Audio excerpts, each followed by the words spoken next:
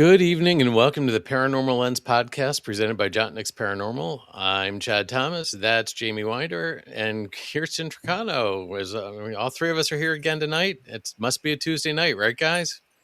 You know it. So, absolutely. Yeah, it's Must been be TV. Must see TV. I've had a busy week. What about you guys? What's going on? Kirstin? Yeah. Honestly, my week's been pretty laid back. It's just tonight, everything decided it wanted to not work. So, yeah.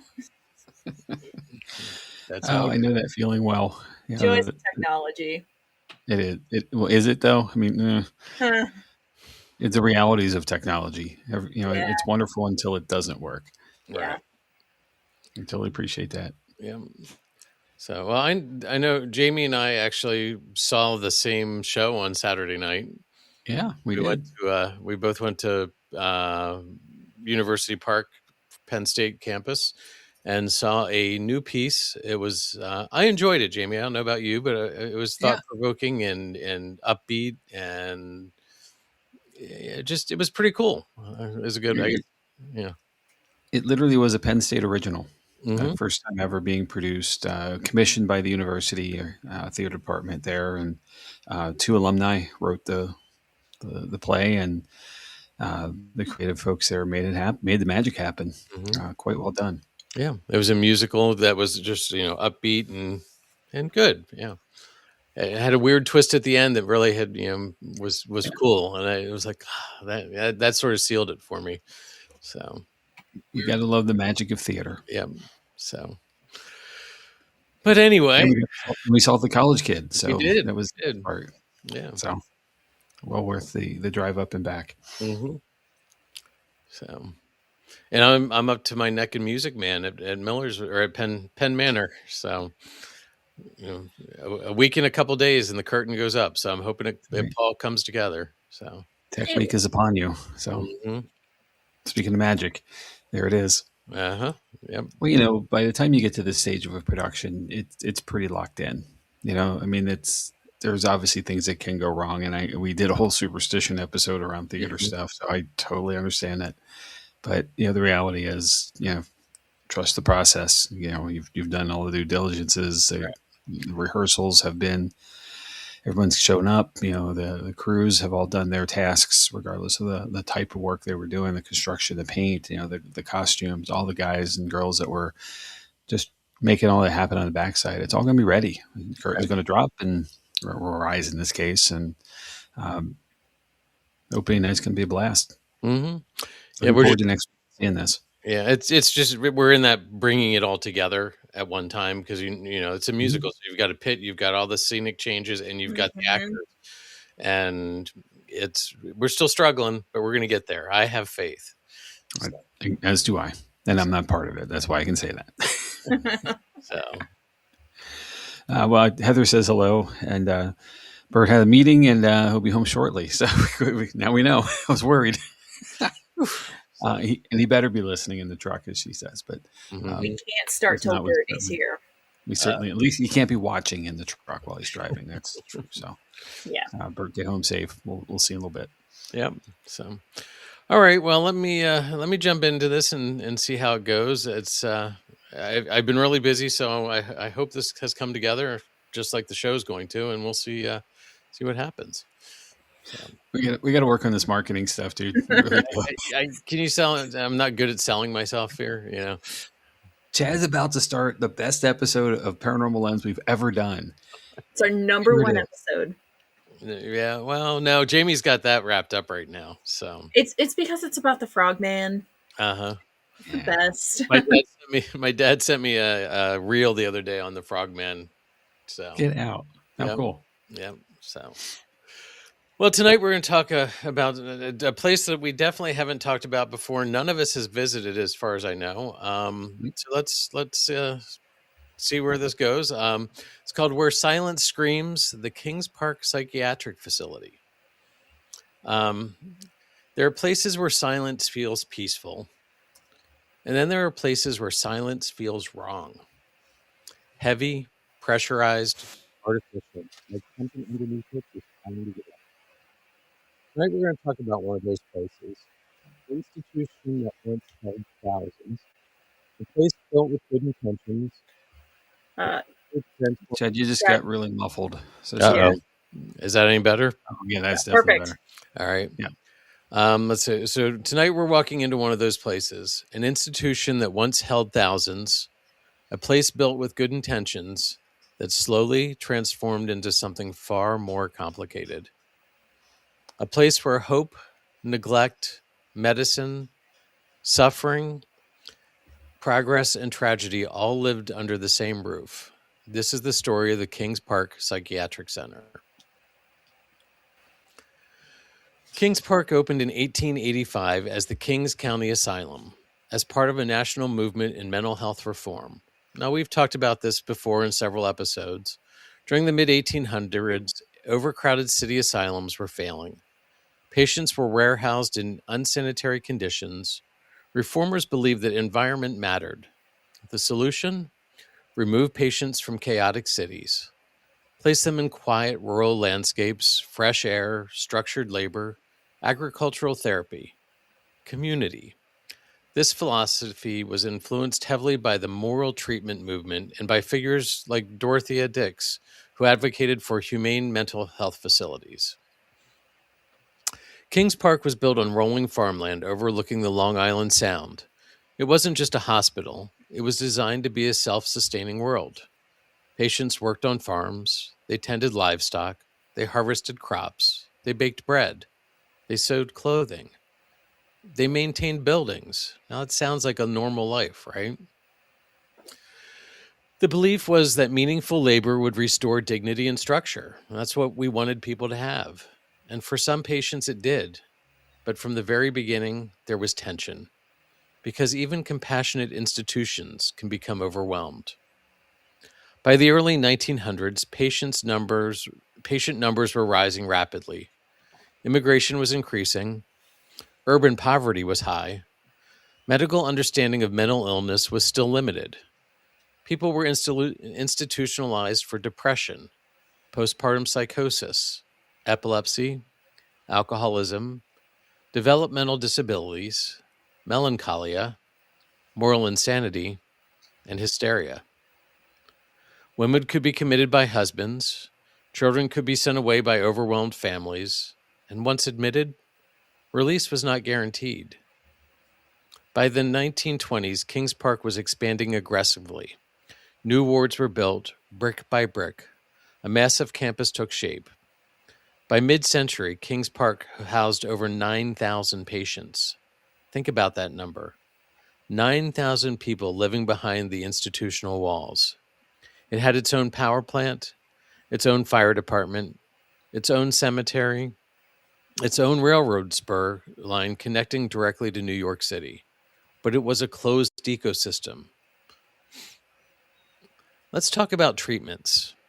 And this part is uncomfortable. We've talked about these in some other episodes, but context matters. Medical professionals at the time believed they were helping, but hindsight complicates that belief. Hydrotherapy was common. Patients were wrapped tightly in wet sheets, immersed in tubs for hours, sometimes restrained during the process. Electroconvulsive therapy, ECT, or electroshock therapy, was introduced in the 1930s. It was considered revolutionary. For some severe depression cases, it genuinely helped, but early ECT was administered without anesthesia, without muscle relaxants. Seizures were violent, injuries were common. Then came lobotomies. Prefrontal lobotomies were performed at psychiatric hospitals across America, including facilities like Kings Park. The procedure involved severing connections in the frontal lobe. It often reduced agitation, but it frequently erased personality, impaired cognition, and left patients permanently institutionalized. The tragedy here isn't simple cruelty, it's desperation, overcrowding wards, and limited funding. Doctors grasping at emerging technology and science, and thousands of humans being caught in the middle. So let's take a moment and imagine daily life. There were wake-up bells, communal meals, long corridors lined with identical beds, institutional uniforms, regimented schedules, limited privacy, limited autonomy. Some patients formed friendships, others withdrew completely. Letters were monitored that were going to home, and letters coming in were few and far between. Visitations varied. Many patients outlived their families, and when they died, they were buried on hospital grounds in numbered graves with minimal markers. Records show thousands were interred in institutional cemeteries. There's something profoundly unsettling about anonymity, being anonymous in death, anonymity in death. That's the word I was trying for. And when we talk about hauntings, that detail matters. So let's talk about Building 93. Actually, you can see it here if you're watching one of our video streams. If you've seen photographs of Kings Park, you've seen this. It's a massive concrete frame with a water tower rising like a sentry. From a distance, it feels observant. Even now, Building 93 housed administrative offices and wards. Today it stands skeletal, exposed floors, open shafts, broken stairwells. Urban explorers describe footsteps above them when they're alone, cold air pockets in sealed rooms, whispers in upper corridors. One common report, the sensation of being monitored. Not attacked, not chased, but observed. Former staff in this building have claimed hearing gurney wheels echoing in empty hallways long after closure. Others describe hearing a woman crying in stairwells, and then silence. Total silence. Kings Park officially closed in 1996. This followed decades of deinstitutionalization. New psychiatric medications allowed outpatient treatment. Large state hospitals were deemed outdated and inhumane. But deinstitutionalization was not seamless. Some former patients transitioned successfully. Others fell into homelessness. Community infrastructure was not fully prepared. And the buildings, they were left. Nature crept in. Graffiti followed. Windows shattered. Paint peeled. Concrete cracked. There is something uniquely haunting about abandoned hospitals because they are designed to contain suffering, and when empty, that containment feels unfinished. When Kings Park closed in 1996, the buildings didn't go quiet immediately. There was a strange in-between period. Security still patrolled the grounds. Some structures were sealed, others were simply locked. And then came the explorers, photographers, urban adventurers, curiosity seekers, and eventually, paranormal investigators. And this is where the haunting reputation truly accelerated. So here are some of the stories that I've come across. This is going to surprise everyone, but there's a woman in white.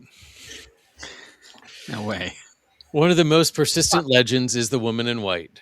Witnesses describe a pale female figure in outdated hospital attire, long dark hair, standing motionless at the end of corridors, and she vanishes when approached. Reports cluster around former female wards and upper floors of Building 93. Some claim she appears in windows from outside, visible for a moment before dissolving into shadows. Skeptics argue it's a light refraction through broken glass. Believers argue consistency matters. The description rarely changes. And what's interesting in this is there's no confirmed documentation of a specific woman in white tied to Kings Park records, which raises the question, is this a spirit or a psychological archetype we project into abandoned hospitals? The woman in white appears in folklore globally, but witnesses insist this one feels different. Not dramatic, not aggressive, just present and watching. Then we have the screaming courtyard. Multiple explorers have reported hearing what they describe as distant screaming from interior courtyards. Not wind or metal scraping, and it's not wildlife, human screaming. Sometimes short burst, sometimes prolonged. But what makes this report interesting is its timing. The screams are often described during windless conditions, late at night, with no nearby road noise.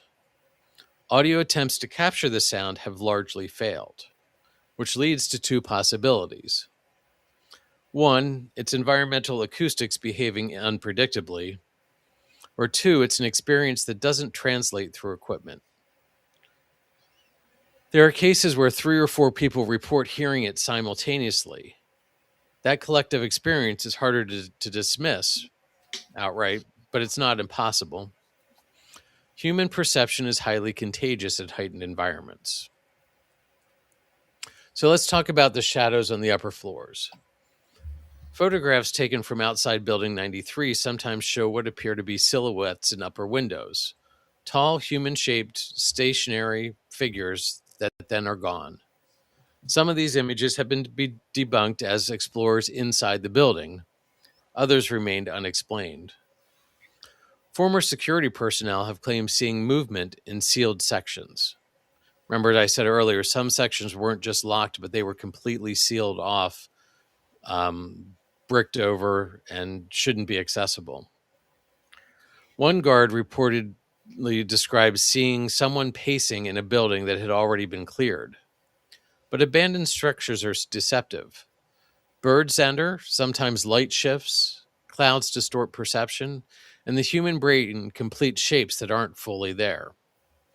But still, the frequency of shadow reports at Kings Park is unusually high compared to other abandoned sites on Long Island.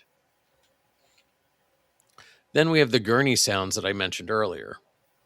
Former employees, not just explorers, have told stories of hearing metal wheels rolling across floors after closure began. The sound of a hospital gurney, slow, rhythmic, and echoing down the corridors, then stopping abruptly. It's a very specific sound, and former staff say they recognized it instantly. Metal wheel vibration has a unique acoustic signature. But here's the rational angle. Maybe it's a piece of loose sheet metal or detached pipes. You could have wind going through broken elevator shafts. Abandoned hospitals create low-frequency resonance. Low-frequency sound or infrasound can trigger anxiety and even the sensation of a presence, which could explain why some investigators feel they are being accompanied by somebody. Let's look into the basement tunnels. Like many of the facilities of the day, there are portions of the campus that have utility tunnels. Steam pipes ran between buildings. Maintenance crews use these corridors to travel unseen. Tunnels are psychologically powerful spaces because they're narrow, voices echo, and you have low visibility. In these areas, investigators have reported sudden cold drops, breathing sounds behind them, the feeling of someone standing just outside of flashlight range, people's equipment malfunctions. One group had claimed their digital recorder picked up faint whispering when no one was speaking. This is our typical EVP. Playback allegedly revealed indistinct phrases. We know EVP is notoriously subjective. Our brains search for language in patterns in static. But when multiple investigators independently report hearing whispers in the same tunnel systems over the years, it becomes a pattern worth noting. And then there's the emotional reaction phenomenon. Perhaps the most compelling reports aren't visual or auditory, they're emotional. Visitors describe the sudden waves of overwhelming sadness, anxiety, nausea, pressure in the chest, and the urge to cry. And notably, these reactions often happen in former ward areas, Is that paranormal, or is it just contextual empathy? When you know thousands of vulnerable people lived, suffered, and died in a space, your body reacts. Psychologists call this environmental priming. Your mind fills in what your eyes cannot see. But even if it's psychological, that doesn't make it trivial. It means the location still carries narrative power. And here's the most consistent report of all: silence. Visitors describe a strange dampening of sound, as if the environment absorbs noise. Even wind seems muted at times.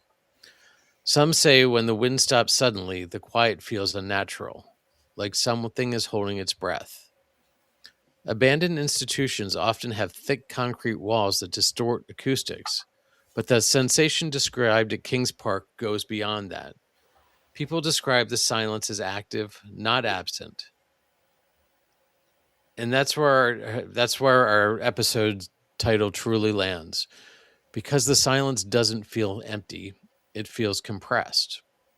And if thousands of unspoken stories are stacked inside it, are these intelligent hauntings or residual activity?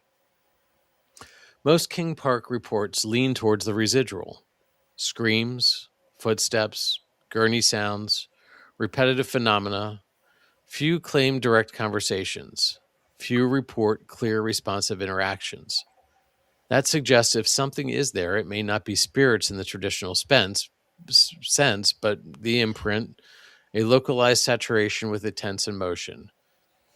And if the stone tape theory holds any validity, few places qualify more than a 9,000 patient psychiatric institution operating for over a century. The hauntings of Kings Park Psychiatric Center aren't flashy. It isn't poltergeist heavy, and it isn't cinematic. It's atmospheric, subtle, persistent. And that might be even more disturbing, because if something lingers there, it doesn't demand attention, it waits. And maybe that's fitting because so many patients once waited there too, waiting for treatment, waiting for letters, waiting to go home, waiting for somebody to remember them. And sometimes the quietest places are the loudest if you know how to listen. Abandoned structures create acoustic illusions. Wind travels through broken frames. Temperature gradients form in concrete buildings. Human brains seek patterns in chaos. Pareidolia explains faces in windows. Expectations influence perception. And when you're standing in a former asylum, your nervous system activates. You become hyper-aware. Small sounds amplify. Small shadows look distorted. So what are we experiencing? Spirits, residual energy, or our own biological response to historic trauma? The idea that intense emotion imprints into architecture plays to this condition. Sorry, I just lost my place. If emotional saturation leaves traces, Kings Park qualifies. And this is where we have to slow down, because it's easy to turn psychiatric hospitals into haunted attractions, but we have to ask, what does it mean to investigate a place where vulnerable people suffered? Are we honoring memory or exploiting it? If voices are heard, are they entertainment or unresolved humanity? When we stepped into these spaces, respect matters, because even without ghosts, the history alone is heavy. So there's a lot there to think about. Let me cite some sources, and then maybe we can answer some of these questions that I brought up.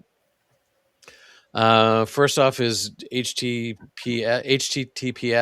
ourstateparks.com, about the park. www.longisland.com/news/05-19-22 historical-facts about Kings Park Psychiatric Center. https kppctri, KPPC tripintothepast.weebly.com. /history.html, www.longislandguide.com, visit Kings Park Psychiatric Center, www.longislandpress.com /2016 /10 /26 long island haunt 17. All right. What do you guys think?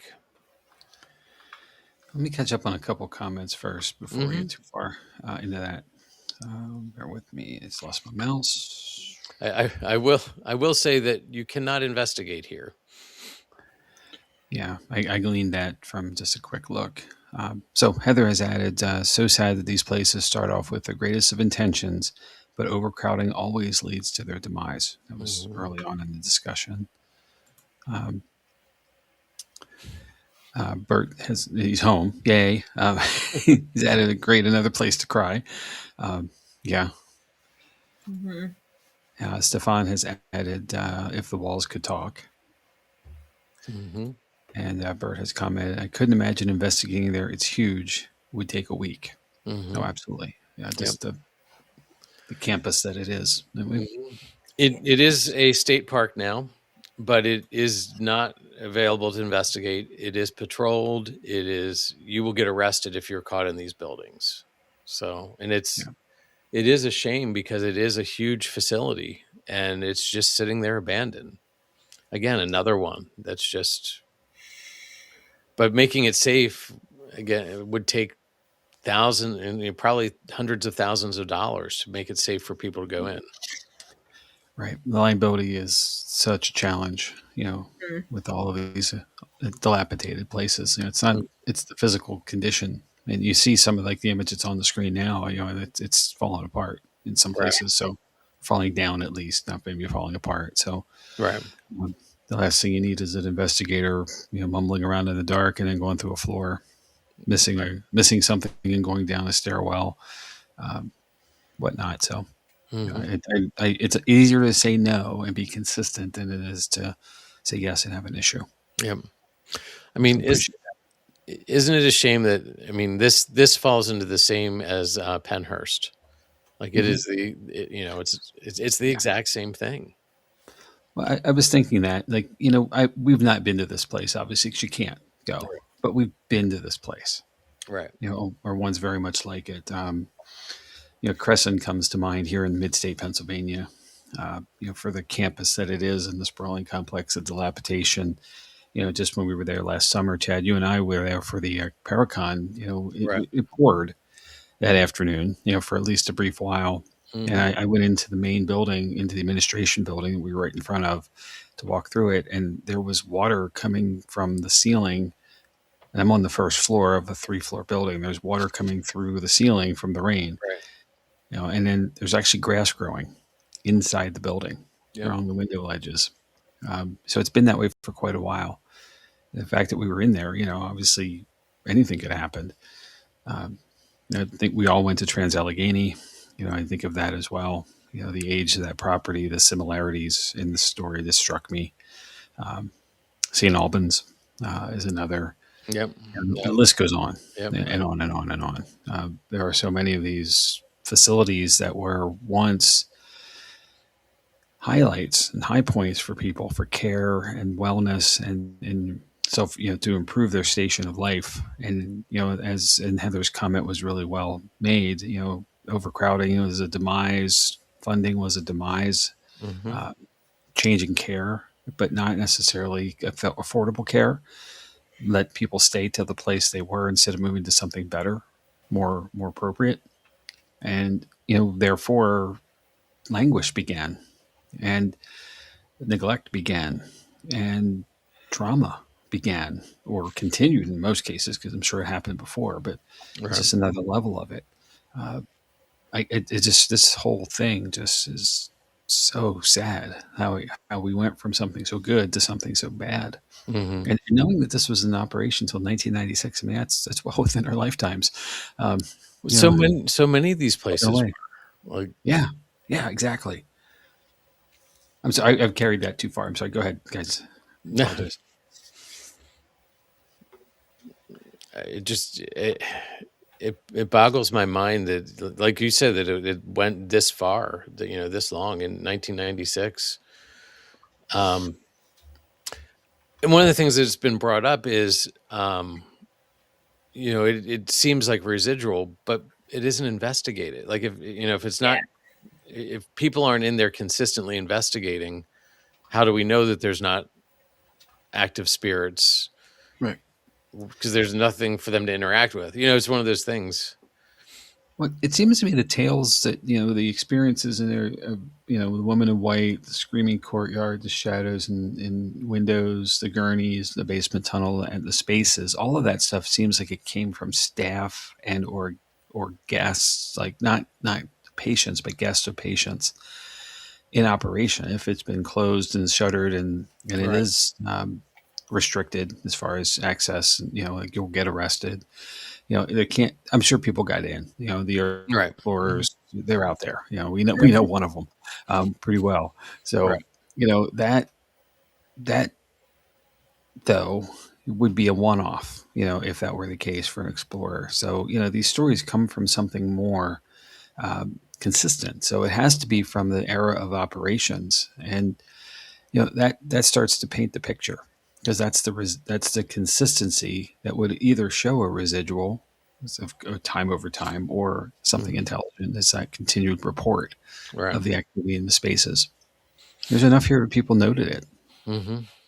So Bert has another comment here. Most prisons don't even hold 9,000 people.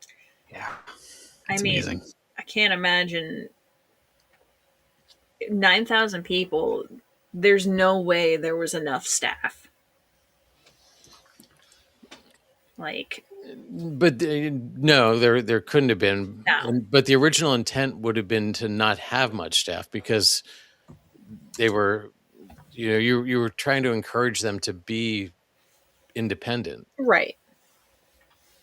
But I think that system just failed. I think too many things, people were sent there for the wrong reasons, or maybe I think that's why it became overcrowded. When you as a male, you didn't want a divorce, but you wanted to get rid of your wife, you just sent her there and you were considered divorced. Yeah. So I remember we had that conversation with Tala, with how you could get admitted. There were so many ways that just you looked at your husband funny and you were there. Yeah. You sassed, you backtalked, you didn't do your chores or your duties. There were so many it was a long list of reasons how you could get admitted. Yeah, Stefan said that's a decent sized small town, or decent sized town. Absolutely. So here's another comment that Stefan had, and let's chew on this one for a little bit. Playing devil's advocate, why keep the place standing if so much money is spent on guarding and surveillance? Why not redevelop the buildings into something useful unless the authorities have their own suspicion of paranormal activity?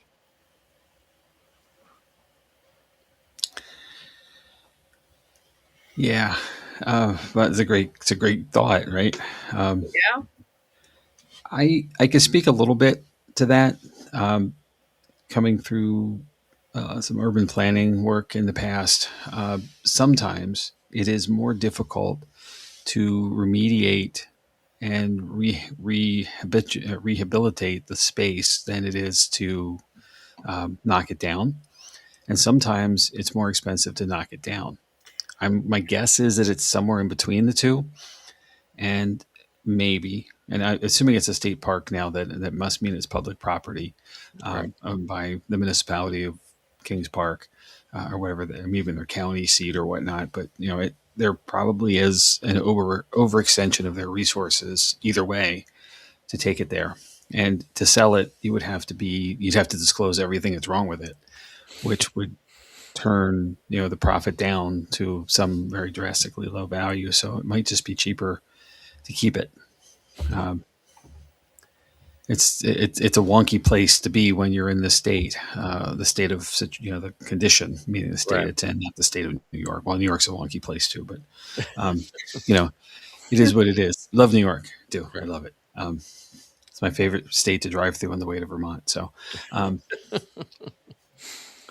the other one's New Jersey, you know how I feel about that. Although There's people in some New great Jersey, people in New Jersey. great people in Jersey. I just like to make my left turns. That's all I'm saying. So I think it's somewhere between those two spaces, and maybe a little research would tell us more. But it's just one of those things where it's going to cost. It's not going to make any money, or it's going to cost a ton of money. Right. And either way, and it's not, the buyer won't buy it for much, but they'll expend a ton just to remediate it, rehab it up. Well, like lead and asbestos are probably great concerns because this would have been in the heyday of both those materials. Yeah. I mean, the photo of, what was it, Building 93? Mm-hmm. That building is intimidating on its own. I could not imagine the amount of money it would take to tear that down. Mm-hmm. Like, oh, sure. And in a time where there's a housing crisis, and we have less low access to affordable housing, turning something like this into that, even just that kind of a complex would be outstanding. But again, expense. Mm-hmm. Mm-hmm. I felt that way about Tala too. Like how cool it would be because we have these buildings everywhere. Right. These warehouses that were once prevalent. We don't need anymore. Many are being converted or have been converted into housing of all kinds of levels. Affordable, luxury, whatnot, and whatever it is, that's great. But I've been in quite a few of them through the years, and there are some really, really unique places that were probably not very attractive looking when they were in operation because they were just warehouses.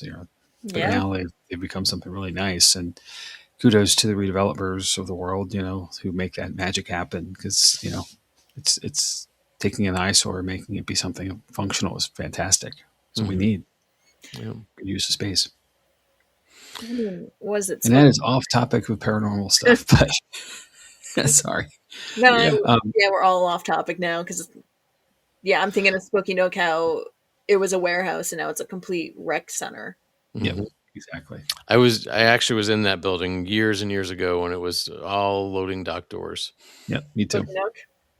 So, yeah, and speaking of asbestos, a lot of it moved through there. So, because it was an Armstrong facility, it was. So, but back to the paranormal. Yeah. What do you guys think? Like, well, I have a question before we get down that path. Okay. I didn't catch this early on, and you might have shared. I apologize if I missed it. But do we have a death count for the facility? We don't have a death count for the facility. Okay. We're in the thousands because there's just so many unnumbered or unmarked graves. Right. Yeah, I gleaned that from the numbered graves that they were, how the system was, that there were deaths, of course, and it's just all kinds of reasons. I didn't take this to be a physical, a place where people were getting harmed by each other, the inmates weren't attacking each other, kind of thing. But people die of all kinds of reasons, natural causes obviously being one. And sometimes with the treatment that they were receiving, it could have been to their doom. But getting a number would be interesting here, just to get a feel for the weight of it. I mean, it's heavy enough, right, with all the stuff, but that adds some depth to the situation, the knowledge of the place. I thought you said something really interesting, that in the communication, not a lot of letters came in, and I get that. I think because people were sent there, they were problems to their families, and therefore, they were kind of left there. Right. But the letters that were leaving, you mentioned, were monitored, and I think that's really interesting. I would really, someone of the era, I would really want to know why that's important to them to be so. Well, I think it's definitely been talked about at Pennhurst, is they didn't want the treatment information about the treatments being used to get out. Yeah. Okay. Because which I think points, and they didn't want the conditions, the overcrowd, like that points to them knowing that this wasn't ideal situations. Right. And that takes me to like a negative thing though, right? You are being treated. Well, there's an expectation first, like how you're going to get physically, medically treated, like the care that you're given. There's an expectation of that. But then there's a reality of what really happens and how it really happens. Right. And I think, in the way you would just explain that, perhaps that's the difference is that, they weren't getting what they were told they would get, and they were trying to convey it to someone they believed would help them somewhere outside the facility. And if it's monitored, then that news will never get out. And there in the world now of like um, patient care, there's usually a head count per bed or guest count where you're getting compensation from Right. somebody for the rate. Even in prison, you have to pay to be in prison a certain amount of dollars a day. For it's basically you're paying your room and board. Right. So if the money stops for some reason, or that the negativity comes and new patients don't come, then all of a sudden the facility's in a worse space than they were before financially and reputation wise. So I guess I get that, but it allows for more stuff to happen. Right. And how things can, we talked about this, and I know we talked about this back in the Penhurst episode, is how things got so bad so fast for the care that folks were supposed to get, and how people were just left behind all the time because there was another person coming in. And even when we were in Tala, the sleeping in shifts, there were Yeah. Yep. beds in the halls, and you slept for a few hours, you got up, someone took your spot, and slept for a few hours, and they got up and someone else took their spot. It's just more people than there were spaces. Right. But the checks kept coming and they kept cashing them. And that just kept building and building and building, which is, obviously leading to all of this negative energy, which could well lead to some kind of a paranormal experience. Mm-hmm. Wow. Is it crazy how it all just swirls and it becomes more and more? Yeah. It's amazing. All right. I have one more thing. And I thought you said something really interesting near the end, about the folks who were waiting, Mm-hmm. waiting for something to happen, waiting for the next thing, but what now if the facility is truly shuttered and it is truly guarded, where there is zero access or zero tolerance for access? What if right now there is intelligence at the facility that's just waiting for someone to come along and engage? How that makes me, as much as all of this makes me really sad, that part, to my mind at least, is the worst part of it. Mm-hmm. Is you're there and you're just there, and no one can connect to you. Like, that feeling is just despair in me. I Yeah, I have don't trouble. like that. Sorry. No, I mean, Wow. we've gone to so many places where it almost has like a feeling of joy when you can connect with some of these spirits, and Right. it's Yeah. almost like someone can talk to them. So now that thought of like they're just waiting, the possibility of there could be spirits there and they're just waiting and no one's there to talk. No, I'm bummed now. Yeah. Sorry. Yeah. Thanks, It's just, Jamie. it's just it's a lot of things to think about. It's heavy. Yeah. Yeah. I didn't mean to bring everybody down. Well, So, no, I did. It's not you. Yeah, no, It's on Jamie's me. fault. but yeah. So we got to start a letter writing campaign or something to the body that owns this place, and say, hey, how about you open it up? And there's got to be somebody in the area who could take on the management for this. And think about that. I mean, obviously, there's not every space would be open, and it's no different than any of these older facilities. Not every place and every part is available to us. Yeah. Open it up, start getting some revenue, build up a good reputation, and let the magic happen of the paranormal world helping to take care of a place, Right. to get some of the revenue needed to get it back to some standard place to be, regular normalcy. Yeah. We've certainly, as us as Jotnick's Paranormal, we've done that with the Haldeman Mansion. That was our first home, was helping them get the funds needed to help rehab that aged facility. One of the most oldest homes in Lancaster County, and National Register of Historic Places property. it just was falling apart, literally, solid enough that we could be in it. So luckily, but, Right. we our tickets prices were going directly into the place, in the rehab. So others have done it too, and it can be done here. Just got to Yeah. get the right approach and the right package of investigators and commitment to the place to let us do it. I believe that can happen. I think it could. Here's another comment For from any of Bert. my New Yorkers out there, my friends up in New York, let's get this done. Bert brought up another point here. I imagine it would have been really hard to keep good staff. Morally conscious people wouldn't want to work there. Fair enough. Yeah, at least not stay long. Right. And Heather said it had its own cemetery. Sad that families just dropped them off and left them there. Yeah. And we talked about that when we were at the brewery. Yes. Like that, two of the family members, Wernersville had a facility that was like, it was a big gray building. You dropped them off, and the next time you got a heard call someday. Yeah. Yep. And it wasn't your loved one has passed away. It was, do you want to come pick up their remains or not? Yeah. It happened. It's not like they're ill or there's Right. now's the time. Right. You should come. It's like, do you want their stuff or not? Right.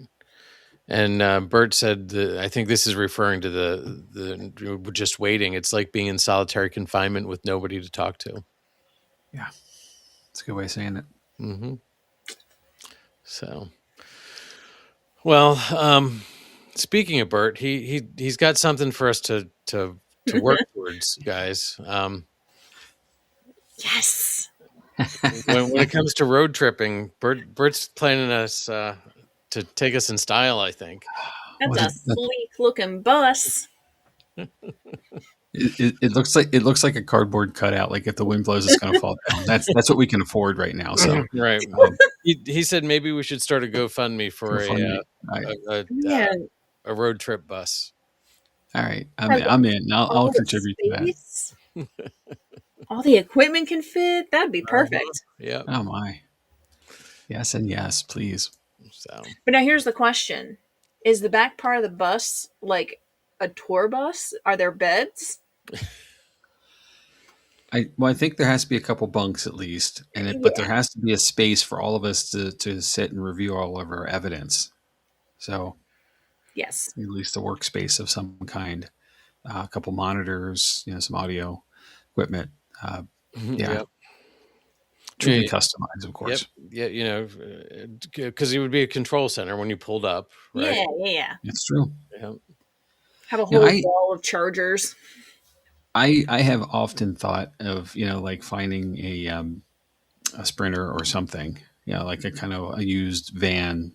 But and I thought I got this idea. Of course, like Ghost Hunters did it, I think, first. But they had the TAPS vans, van that they would drive around in the back of. One of them is a command center of sorts. You charge up your equipment, you keep everything there. It's a place you come back. You have a place to sit and get out of the space you're at. That kind of seems practical to me. And you can separate yourself from the space a little bit. Project Fear had the funds to do that. Bert's on a roll here. Yeah, if Project Fear can do it, well, okay. I saw that GoFundMe they did. That goal was hit like instantly. Yeah. Well, one paranormal GoFundMe that didn't happen was the Conjuring House. This is true. Yeah. You got to have the right thing, the right place, and the right reason to connect. So Stefan asked, what was the name of the hospital complex that was in the southern section of Northeast Philly? Does anybody know? Ooh, no. I do not know. Well, that's a Google search, though. So, all right, we'll get on that. Okay. Well, we are coming up to the top of the hour. I didn't think it would go this long as usual. You don't think it'll last long, and then all of a sudden 50 minutes have rolled by. Should we talk about what's coming up, or do you anything to wrap up here? I got nothing. Yeah, Okay. great episode, Chad. Thank you. I knew nothing of this place, and I honestly had to look where it was before we started, um, just to kind of figure out what part of the world it was even in. Mm-hmm. So it's really cool. Okay. Hmm. Yeah, I'm following the comments on this, but I don't know anything about it. No, I don't either. So I think I just found something here that's called Byberry, Byberry. It's a Philadelphia State Hospital. It was a large psychiatric facility in northeast Philadelphia, located in the Somerton neighborhood along the border of Bucks County. So really, pretty much the top of the city. It operated from 1903 to 1990 under several names: Byberry State Hospital, Byberry City Farms, and the Philadelphia Hospital for Mental Diseases. Hmm. Might that be the place? It sounds like it. But it's Don't have an interesting. Again, address. here's another one that sounds like it was a farm complex that they, put everybody to. I'm making a note of this one because it sounds like an episode. Yeah, it does. That's it. Stefan said so. Perfect. I think Jamie just claimed that one. Yeah, snooze you lose, friends. I'll get the next one. Well, if you look at the schedule, I think I have stuff on the calendar until like end of the summer. So I was gonna say, Yeah, if you all need an episode, take it, please. I There's realized you and I follow a theme. Well, I should show you sometime the I keep a booklet, like a little tablet, but Oh, I have a list. with my lunch bag, which I carry to work every day, back and forth. It has a pocket on the side, and it fits perfectly in there. I have a little pin hook on it. So you know how it goes, guys. When you tell people what you do like this, all of a sudden every time somebody hears of something, they come and run to you about it. And that's how uh, Corey Asperl was on, doing the local urban legends. That's he and I in our conversations at work a lot. He's like, "Hey, did you hear about this? Hey, did you hear about that?" So I think I got smart and I got this little tablet and I just start writing things in it. And I'm probably halfway through something that's an inch and a half or so thick. Now it's not all. Sometimes it's large scribble because I was in a hurry, but it's not incredibly organized either. Just sometimes blurbs of things or comments, but that kind of thing to me is where I go when I'm like, okay, let's what do we want to do? And then I don't know that I have a pattern, but thanks for noticing, I guess. Because there is probably some consistency to that. And of course, some things are like, well, it's not an episode by itself. What can we bundle? Then that leads to a whole rabbit trail of stuff. And this process isn't exactly linear. I think that's in the sense of like where you think you're going to start isn't always where you end. And how many times have we said this at the beginning of an episode? This probably won't be a long one, or at least not on the air. We've said it to ourselves, as before we go, and it wound up being our longest ones. Unless it's Steve Dills is on, then it's 3 hours, or Ron and Lord is, and it's 3 hours no matter what. But and I love it. But sometimes these episodes just become organic, and the material starts to build. That what you find, it just gets deeper and deeper, and then there comes the how much is too much, Right. and it's amazing. So hopefully, for you out there as a listener and someone who's enjoying this, hopefully we find that balance for you. That's what we're aiming for. But know that there is more to all of the episodes, and there certainly is a lot to search. If you're interested in the topic, go out and look it up and go further with it. Take it all the way. There's a lot in the world. The internet's a wonderful thing sometimes. Sometimes it's not. Fair enough. But the source materials are really deep and wide. And bring it back to us. We'd love to hear if something caught your fancy and you ran with it and found something more, or something we misunderstood, misinterpreted. We'd love to know. Yeah. So. Absolutely. All right. Well, speaking of some more, let's move on to what's going on. So next week, I'm going to take No Vacancy for the Living, the Goldfield Hotel in Goldfield, Nevada. And that one should be fun. I'll explain why this one's near to me next week, but it's one I've been waiting to do for a while. Cool. And after that, on the 17th, we got Silent Screams in there still. An update on this one, but on 17th, I'm a little disappointed that we don't have something on St. Patrick there, but that's okay. It's okay. I wasn't Echoes in the thinking of halls. that. I know, right? I was not thinking of that. I know. Well, we've done a few Irish things along the way, so we'll catch another one sometime. Yeah. We have Echoes in the Halls, The Hauntings of the Stanley Hotel, and the 24th, the Edinburgh Vaults, Life and Death Underground. The 31st of March, the Bridgewater Triangle. And we like triangles here. We've done several so far. Mm-hmm. Not my favorite shape, but it's a pretty good one. And then on April 7th, oh man, April already. Come on, spring.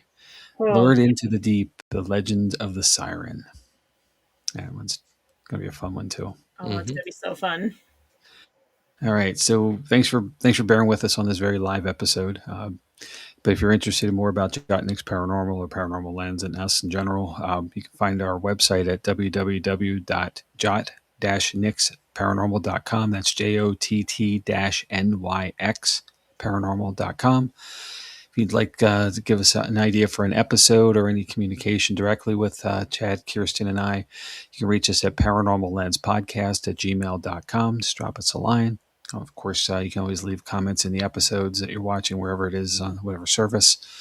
More information about all of our stuff, all the socials, and all the fun things, including our store, is available on Linktree, which is linktr.ee/paranormal lens.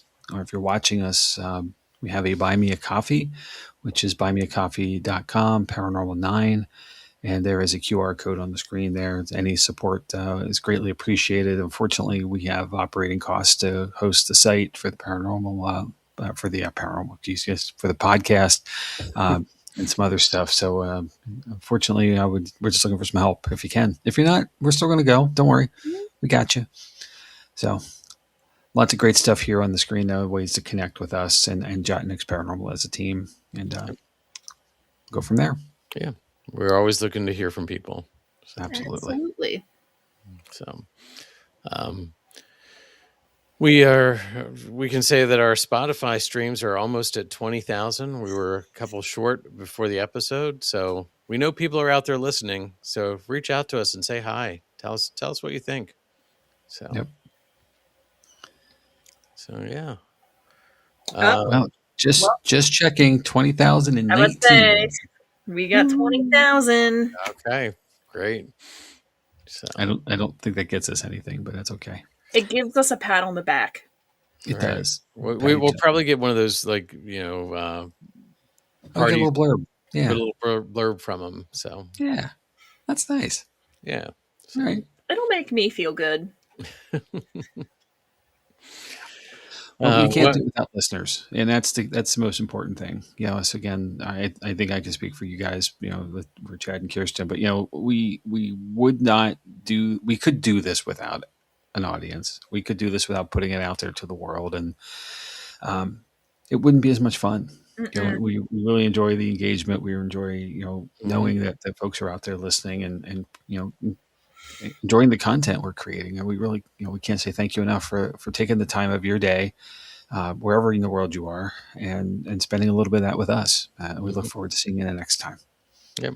So, well, on that note, let's wrap this up. The Kings Park Psychiatric Center is more than an abandoned building. It is a monument to evolving medicine, to institutional failure, to attempted compassion, and to systematic neglect.